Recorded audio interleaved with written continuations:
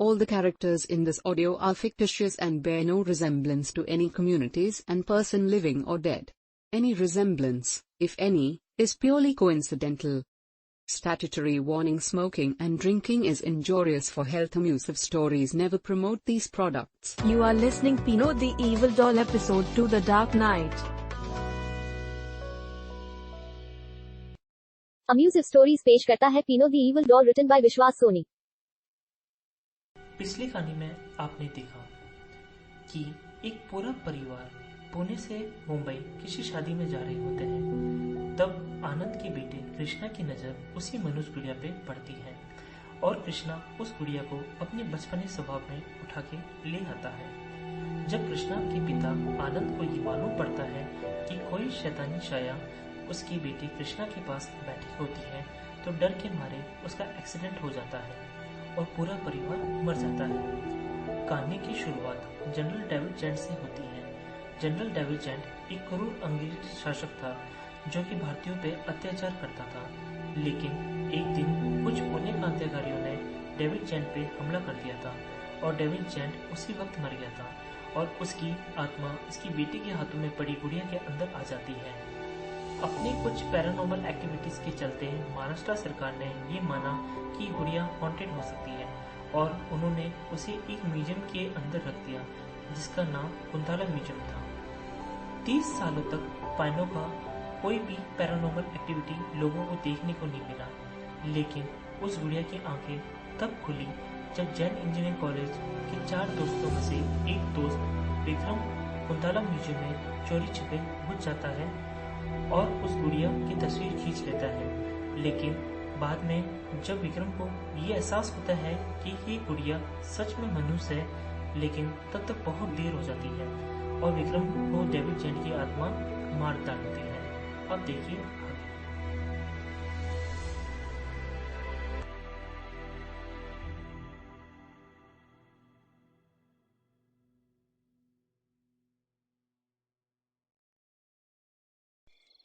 पूरे 3 घंटे गुजरने के बाद जब पराग, सोनू और अजय को चिंता होने लगी कि विक्रम अभी तक म्यूजियम से बाहर क्यों नहीं आया, पराग सोनू से कहता है, यार सोनू, अब मुझे विक्रम की चिंता होने लगी है, वो अभी तक आया क्यों नहीं।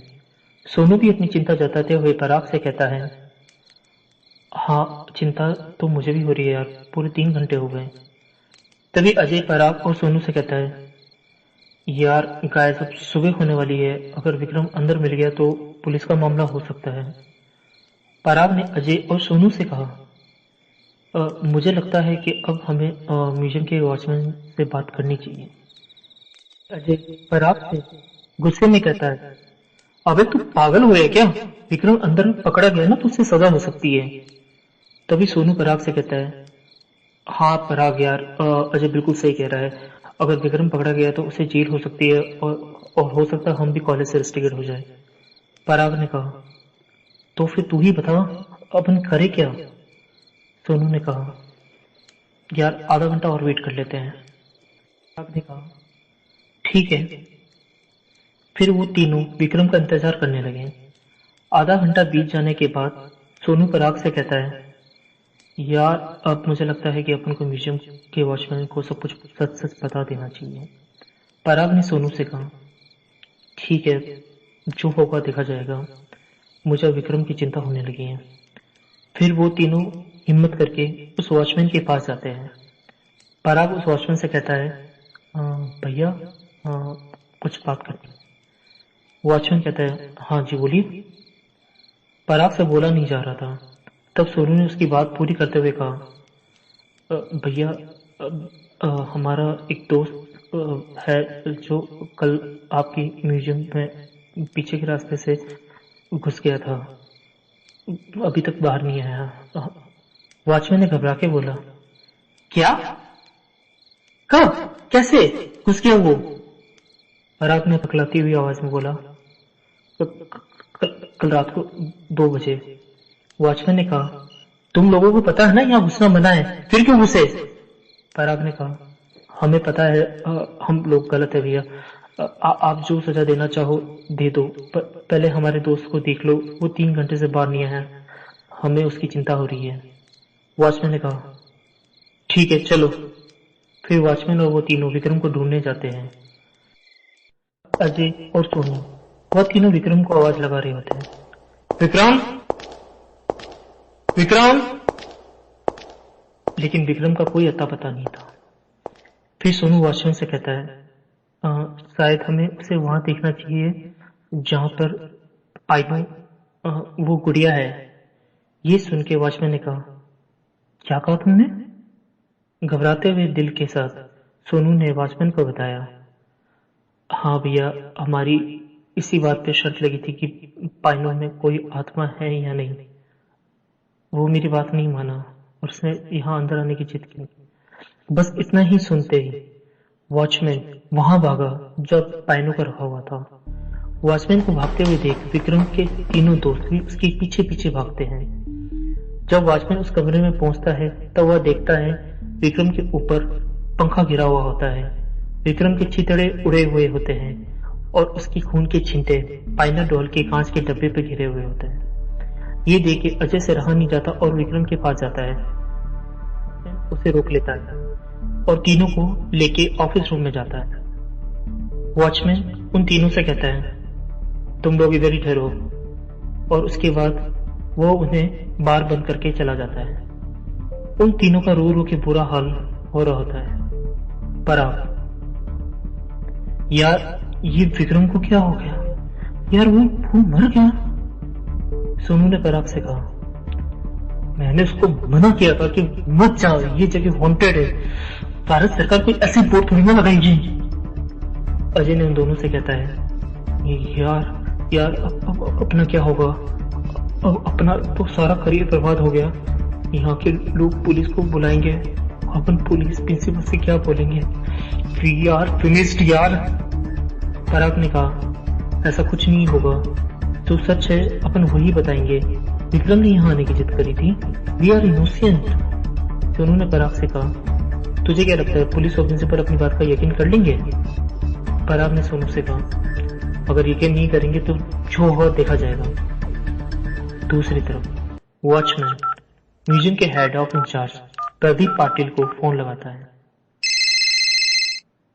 वॉचमैन प्रदीप पाटिल से कहता है, हेलो सर।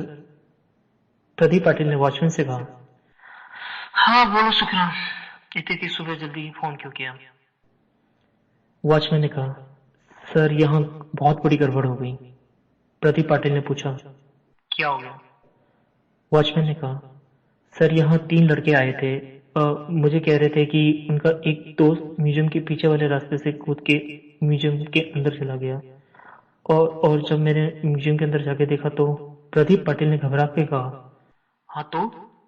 वॉचमैन ने कहा, तो सर वो लड़का मरा हुआ मिला।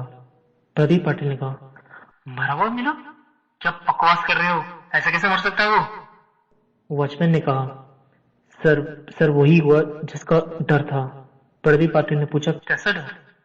वॉचमैन ने बताया, सर वो उसकी लाश पियानो वाले कमरे में मिली। ये सुन के प्रदीप पाटिल के होश उड़ जाते हैं और गुस्से में वो वॉचमैन से कहता है, तुम्हारा दिमाग खराब है? कहाँ ध्यान रहता है तुम्हारा? तुम्हारे पीछे से कोई कूद के अंदर चला जाता है, तुम्हें ध्यान नहीं रहता? ये रखवाली करते हो तुम म्यूजियम में? वॉचमैन ने बोला, सर मुझे क्या पता था कि कोई पीछे से घुस जाएगा। 10 साल से यहाँ रखवाली कर रहा हूँ, आज तक कोई भी पीछे से नहीं कूदा।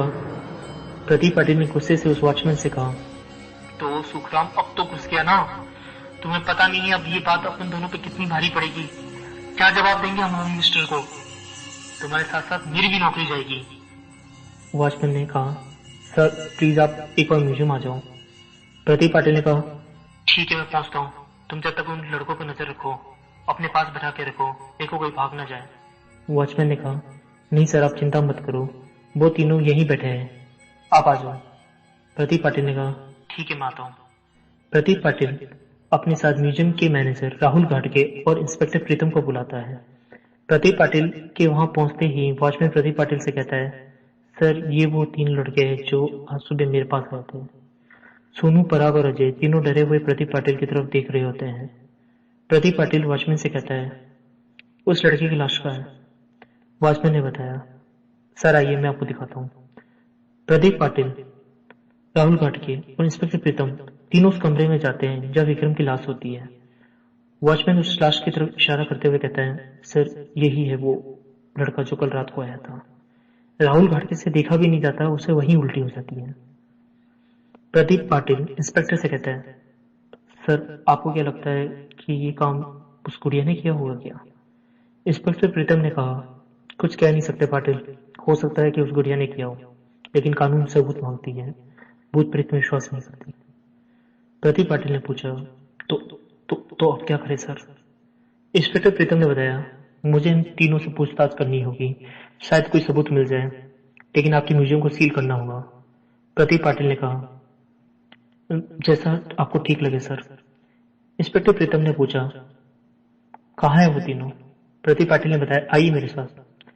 प्रदीप पाटिल इंस्पेक्टर प्रीतम को अपने साथ ले जाता है और उन तीनों से मिलवाता है। प्रदीप पाटिल इंस्पेक्टर प्रीतम को उनकी तरफ इशारा करके बताता है, ये रहे वो तीनों सर। उस वक्त वो तीनों इंस्पेक्टर प्रीतम को अपने सामने देखकर घबरा जाते हैं। इंस्पेक्टर प्रीतम ने उन तीनों से सवाल किया, तो कल क्या क्या हुआ तुम लोग मुझे विस्तार में बताओ।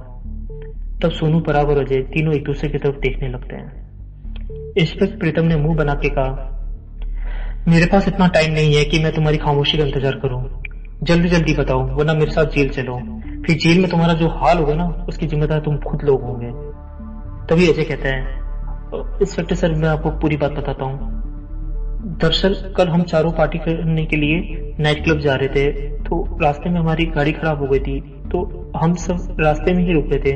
फिर उसके बाद विक्रम को ये कुंटाला म्यूजियम दिखा, तो हमारी इसी सिलसिले में बात होने लगी। तभी इंस्पेक्टर प्रीतम ने पूछा, किस सिलसिले पर? अजय इंस्पेक्टर को पूरी बात बताता है।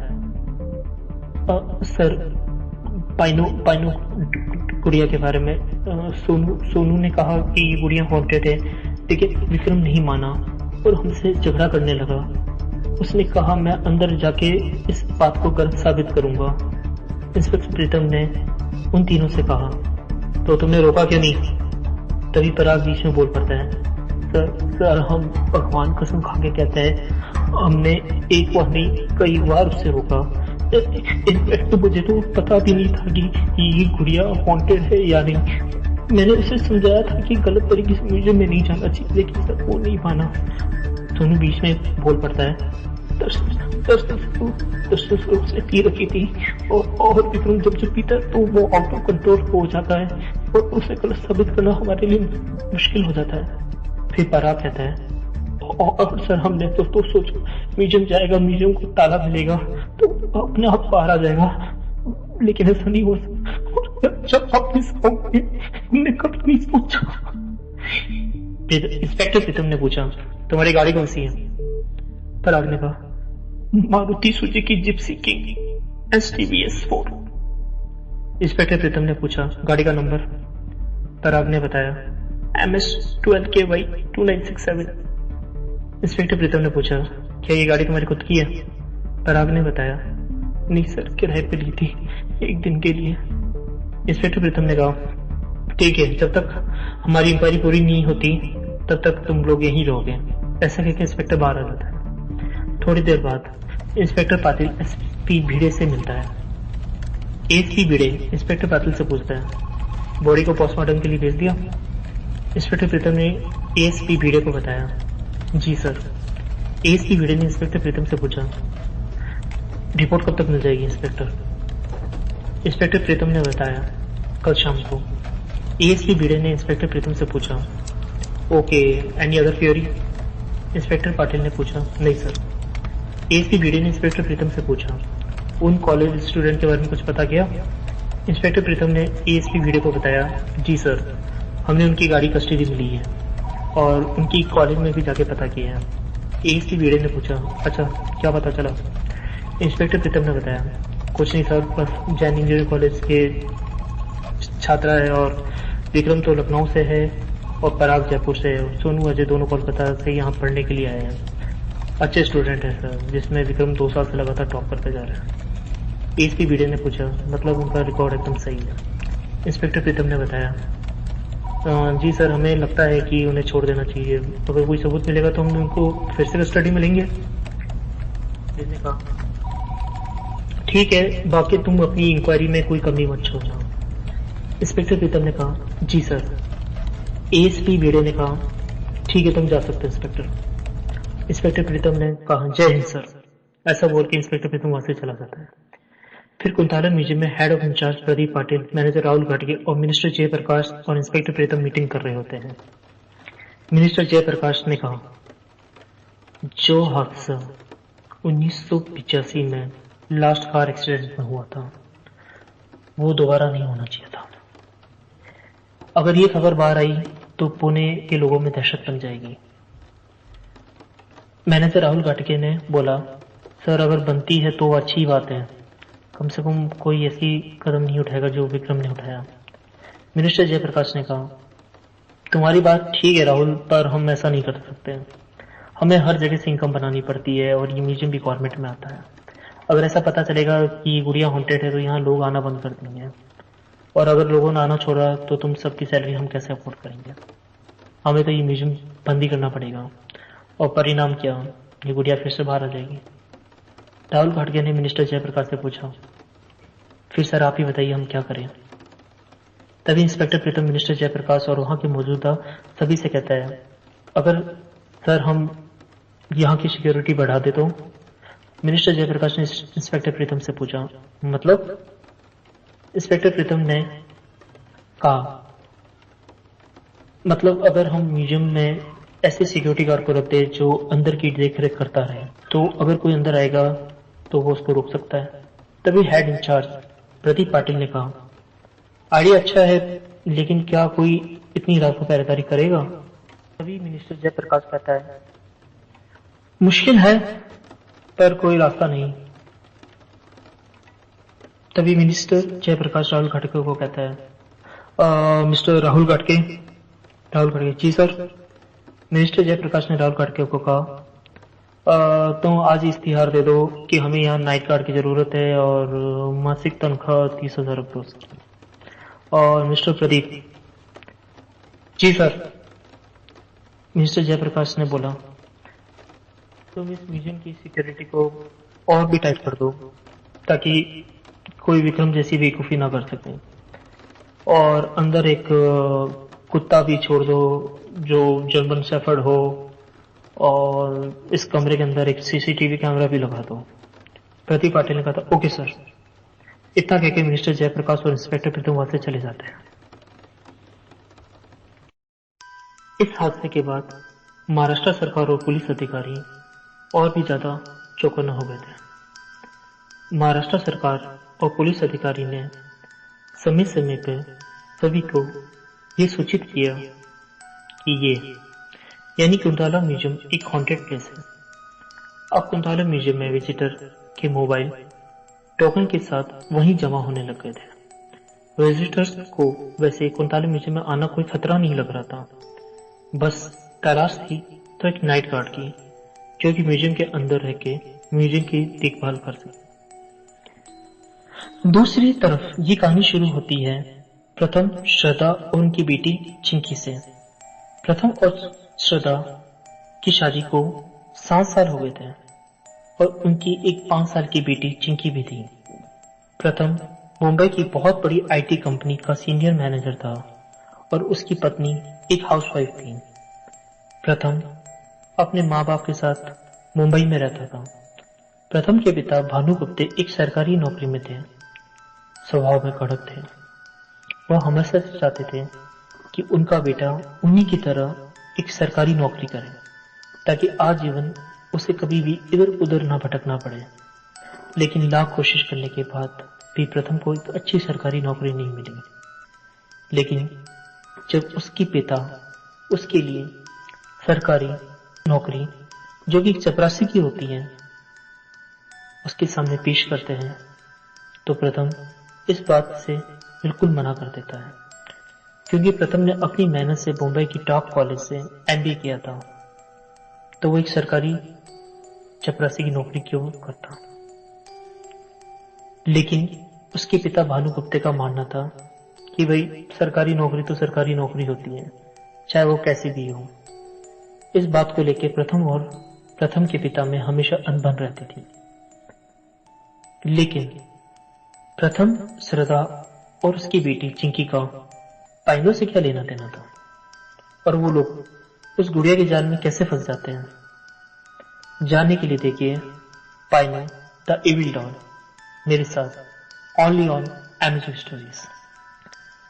एंड फ्रेंड्स, अगर आपने मेरा चैनल अभी तक लाइक एंड सब्सक्राइब नहीं किया है तो प्लीज लाइक एंड सब्सक्राइब कर दीजिए। Thank you so much.